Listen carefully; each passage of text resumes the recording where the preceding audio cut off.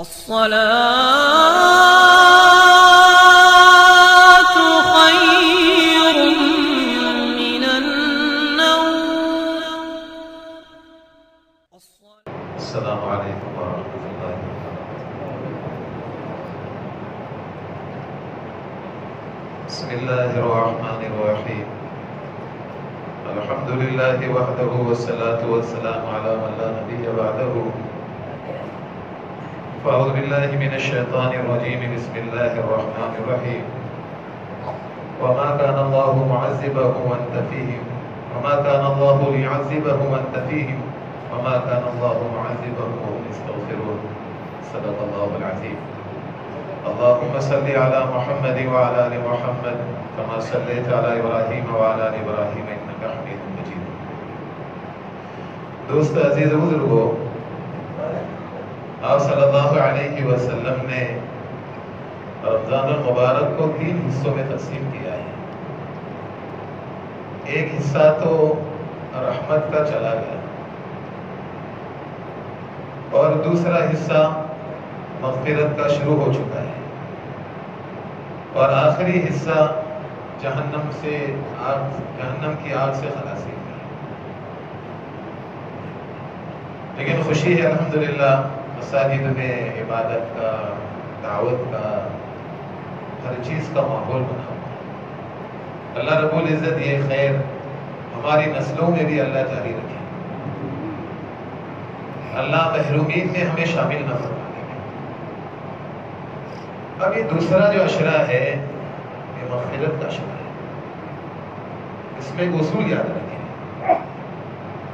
کہ آپ علماء نے ایک روایت لائی ہے کہ قیامت کے دن ہر ایک آنکھ روئے گی، اس لیے کہ ماحول اتنی دہشت کا اور اتنا خوف کا ہوگا کہ ہر ایک آنکھ روئے گی. میں ایک چھوٹا سا اثر پڑھ رہا تھا حضرت عیسیٰ علیہ السلام کا کہ حضرت نوح علیہ السلام کے بیٹے کو انہوں نے اللہ کے امر سے زندہ کیا، لیکن جیسے وہ زندہ ہو گئے مٹی جھاڑتے ہوئے اور ایک بوڑھا شخص نکل آیا. عیسیٰ علیہ السلام نے پہلا سوال کیا کیا تو بڑھاپے کی حالت ہی نہیں مرا ہے؟ فرمایا نہیں، مرا تو میں جوانی کی حالت میں، لیکن جب مجھے اٹھایا گیا تو مجھے ایسا لگا کہ قیامت قائم ہو گئی، اس کی خوف سے میری جوانی بڑھاپے سے بدل گئی. ابن عباس نے اس کو ذکر کیا، یعنی اتنا خوف کا ماحول قائم ہو. لیکن اس پر پہلی بات یہ آئی کہ ہر آنکھ روئے گی سوائے 3 آنکھوں کی. ان تینوں چیزوں کا تعلق روزے سے بھی ہے اور ذاتی زندگی سے بھی ہے. پہلی چیز کیا ہے؟ فرمایا وہ آنکھ جو اللہ کی حرام کردہ چیزوں پر جھکی رہے. جو آنکھ جن چیزوں کو اللہ نے حرام کیا ہے اس پر اپنا جھکا رہے. یہ بڑا ادب ہے ہماری تلاوت کو ہر چیز کو بچانے کا. ورنہ شیخ یسر رحمت اللہ علیہ نے فرمایا ورنہ اس کا پہلا نقصان کیا ہے کہ تلاوت سے، تراویح سے، روزوں سے، مساجد میں رہنے سے جو اللہ سے تعلق قائم ہو جاتا ہے کہ ایک حرام کردہ چیز پر اٹھتے ہی سارا تعلق ختم ہو جاتا ہے. سب بسیے سے گزارش کریں. فرمایا دوسری چیز فرمایا یہ تو بڑی اہم ہے جس کی وجہ سے طلاق کے واقعات ہیں. شیخ یسر رحمت اللہ علیہ نے فرمایا حلال کی لذت اللہ ختم کر دے. حلال کی لذت اللہ ختم. معاف کرنا، جب حلال کی لذت ختم ہو جائے گی تو حرام پر نگاہ اٹھ جائے گی، پھر اس سے گھروں میں حادثات پیدا ہو جائیں گے. اور تیسری بات حضرت نے کہا اگر نفس کے تقاضے سے، یہ جملہ ہے، اگر آپ نے نفس کے تقاضے سے پلک کو اٹھا لیا تو فرمایا ایک گناہ کبیرہ صادر ہو گیا. ایک گناہ کبیرہ فرمایا صادر ہو گیا. کہا کہ نفس کے تقاضے سے نظر پر نظر اٹھا دی، یہ جملہ حضرت علی کا، ٹھیک ہے اچانک پڑ گئی آپ مشغول ہو گئے لیکن نظر پر نظر اٹھا دی تو سمجھ لینا کہ ایک گناہ کبیرہ لکھا جا چکا ہے. ساری باتیں حضرت کی نقل کر رہا ہوں. چوتھا جملہ کہا دل فساد سے بھر جائے گا. جب دل فساد سے بھر جائے گا تو تمہاری میری عبادتیں وساوس سے خالی نہیں رہے گی. تمہاری میری عبادتیں وساوس سے خالی نہیں رہے گی. اس وجہ سے گزارش یہ ہے کہ اہتمام.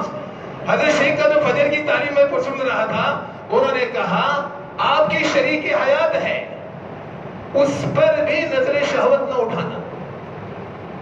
اگلا جملہ حضرت نے لکھا کھیل و کود کے جو میدان ہے اس پر بھی اپنی نظر نہ اٹھانا تاکہ آپ کی نگاہوں کی پاکیزگی آپ کی عبادت پر اثر انداز ہوگی.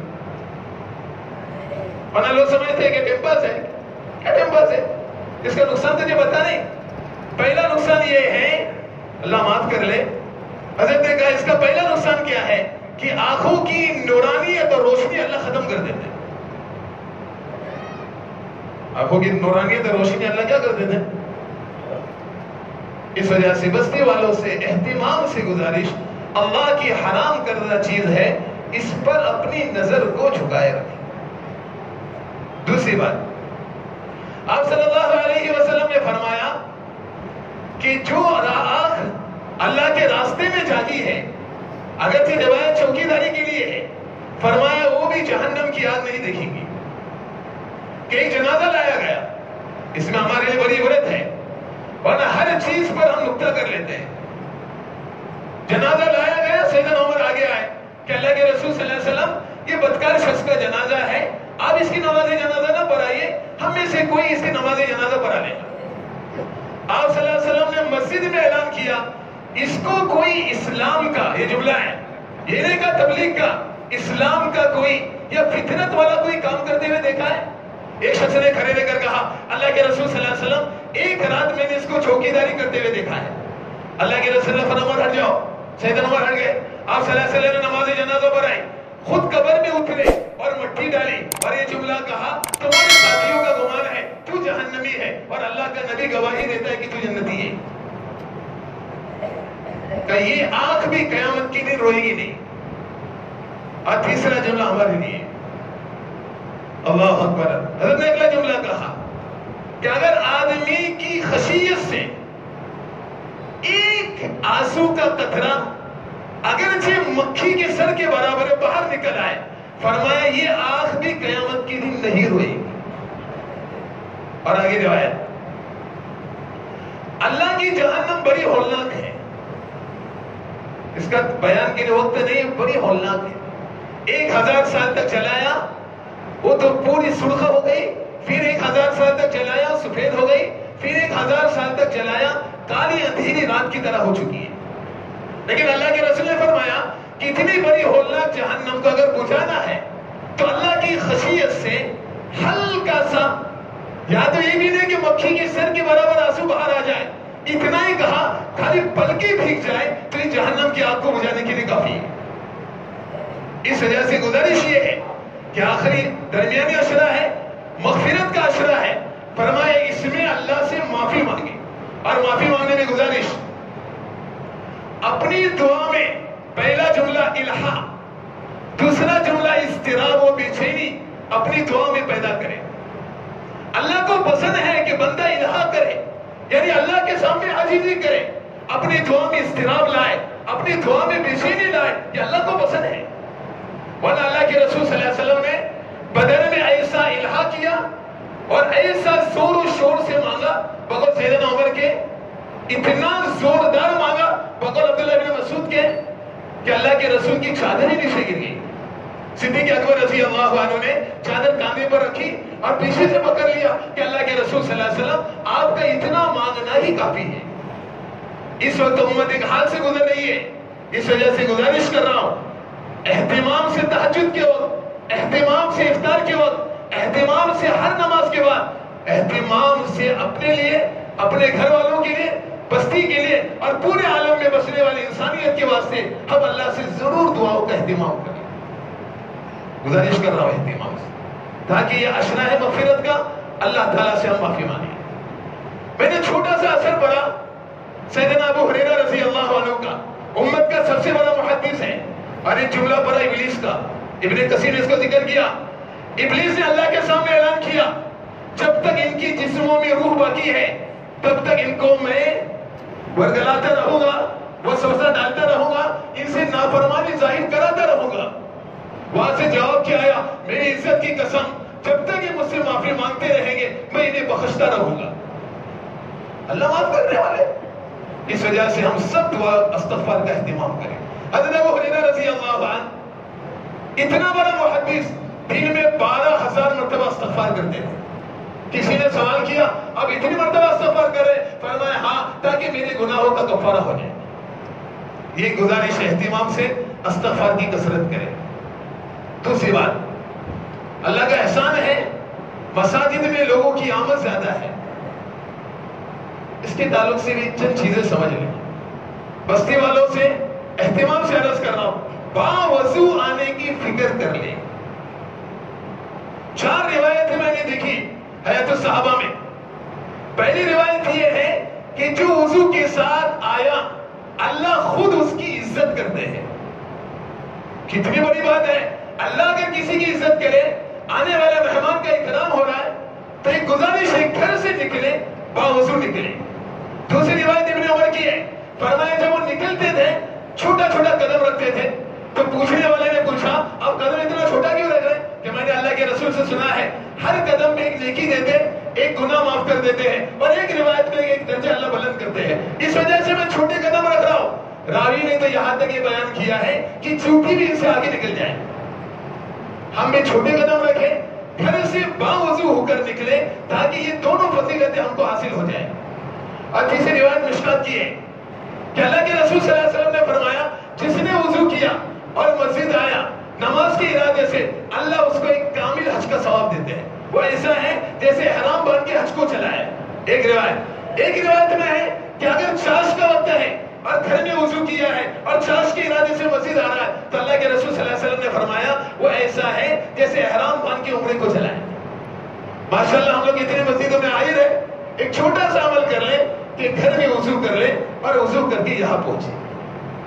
دوسرا جملہ نقل کر رہا ہوں. ہماری بستی کے سینٹر میں ہماری مسجد، ابن کثیر کا چھوٹا سا جملہ ہے، بلا ضرورت شدیدہ مسجد کو گزرگاہ نہ بنانا.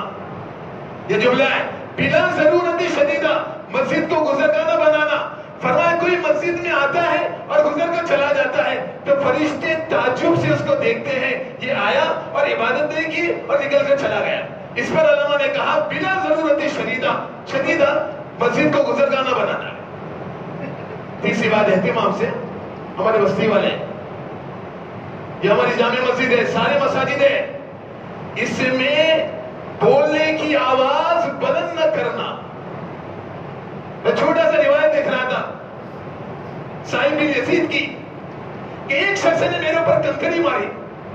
میں مسجد نبوی میں کھڑا تھا، دیکھا تو اسے کون ہے؟ دیکھا تو سیدنا عمر رضی اللہ عنہ ہے. مجھے بلایا، فرمایا مسجد کے کونے کے اندر یہ 2 لوگ زور سے جو باتیں کریں ان کو بلاؤ. بلایا گیا، فرمایا تو کون ہے اور کہاں کے رہنے والے ہو؟ فرمایا ہم لوگ طائف کے رہنے والے ہیں. اچھا ہوا تم مدینہ کے باہر کے رہنے والے ہو، تم اللہ کے رسول کی مسجد میں اتنی زور سے بات کر رہے ہو ورنہ میں تمہیں سزا دیتا. ایک جملہ ایک شخص کو زور سے بات کرتے ہوئے سنا. سیدنا عمر نے بلایا اور پہلا جملہ کہا جانتے ہو تم کہاں ہو؟ یعنی جان رہے نا تم کہاں ہو؟ فرمایا مسجد میں ہو. مسجد میں زور سے نہیں بولا جاتا ہے. ایک بات عرض کرتا ہوں، اللہ معاف کرے، ہماری اولادوں کی اولاد ہے اس وجہ سے. میں دیکھ رہا ہوں مسجد میں یہ بیچارہ قرآن پڑھ رہا ہے، بچہ چٹی پہ اس کی گود میں بیٹھا ہے. کیا بات ہے؟ معاف کرنا، میں جملہ بنا رہا ہوں ورنہ ابن کثیر میں جملہ نہیں ہے، میں جملہ بنا کر کہہ رہا ہوں نہ سمجھ بچوں کو مسجد میں نہ لانا ورنہ یہ مسجد میں کھیلیں گے. اور سیدنا عمر کا جملہ ہے کہ ایک بچے کو دیکھا کہ مسجد میں کھیل رہا ہے، سیدنا عمر نے بلایا اور مارا. کہ جس مسجد کو بھی دیکھتے تھے بچے کو کہ وہ مسجد میں کھیل رہا ہے اس کو مارا کرتے تھے. ورنہ اتنی چھوٹی اولاد نہ لائے جن کو سمجھ نہ ہو، جس کی وجہ سے مسجد میں شور ہو رہا ہے، لوگوں کی عبادتوں میں خلل ہو رہا ہے. اس وقت میں اللہ کے سیدنا عمر رضی اللہ عنہ نے منع کیا ہے. اور اگلا جملہ سب بستی ہماری ماشاءاللہ دیوانوں سے، یہ جملہ کہہ رہا ہوں دیوانوں سے، یعنی جن کی عقل میں فتور ہے ان سے بھی مسجد کو بچا لینا، ورنہ سیدنا عمر کا جملہ ہے مسجد مذاق اور تماشے کی جگہ بن جائے گی. وہ آئیں گے لوگ مذاق کریں گے، لوگ تماشا بنائیں گے مسجد کو، اور مسجد اس کے لائق نہیں ہے. آگے جملہ میں بھی دیکھ رہا تھا، مجھے خوشی لگ رہی ہے اللہ نے ہمارے بستی کو اتنا نوازا ہے. کاش کہ مدینہ والا عشق یہاں زندہ ہو جائے.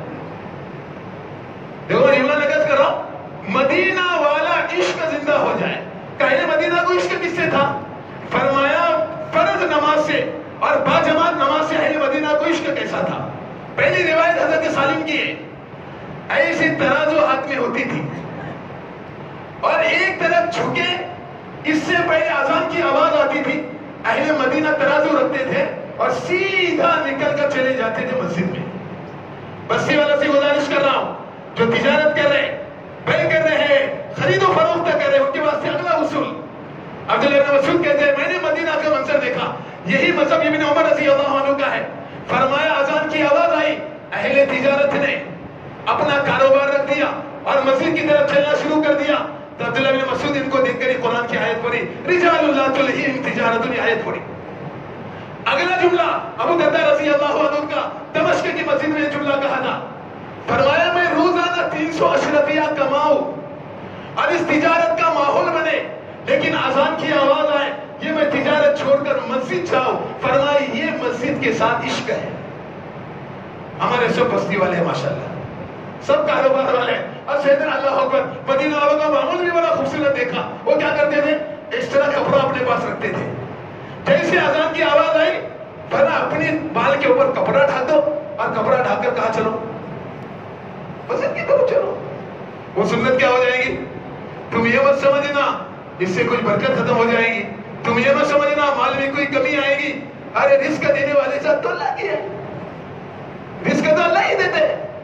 اس وجہ سے گزارش کرو اہتمام سے اس کی فکر کرے تاکہ یہ ماحول لگے. اتنے گزرنے والے لوگ ہمارے بستی کے اندر سے، آج کل ہر گاڑی یہاں سے گزرے، دعوت ہوئی اور کچھ بھی نہیں ہوا ہے. نماز کا وقت ہے، اس وجہ سے دلجہ والوں نے اپنی دکانیں بند کر کے نماز کو چلے گئے. بند مت کرو، ڈھانپ دو تاکہ پوری دنیا کو دعوت چلے گی کہ آپ کیا کر رہے ہو. اور ایک آخری گزارش، دیکھو چندے والے بیٹھے ہیں، 3 چیزیں نہ بھولنا، قرض نہ بھولنا، امانت نہ بھولنا، اور کسی کا حق ہمارے ذمہ ہے اس کو بھی نہ بھولنا، ورنہ یہ تینوں چیزیں بہت عام ہیں. اور اگلا جملہ یاد رکھنا، دنیا میں آنے کی 2 ہی لوگ تمنا کریں گے. ان میں سے ایک پہلا یہ ہے جس کو اللہ نے مال دیا اسے حج نہیں کیا، اور جس کو اللہ نے مال دیا اور اس سے زکات ادا نہیں کی. ابن عباس کا جملہ ہے یہ لوگ دنیا میں آنے کی تمنا کریں. یہ چند عادات ہے، نیت کریں انشاءاللہ تعالی اس کے موافق انشاءاللہ رمضان گزاریں گے. اللہ مجھے رحم. Subscribe now and press the bell icon. Never miss an update.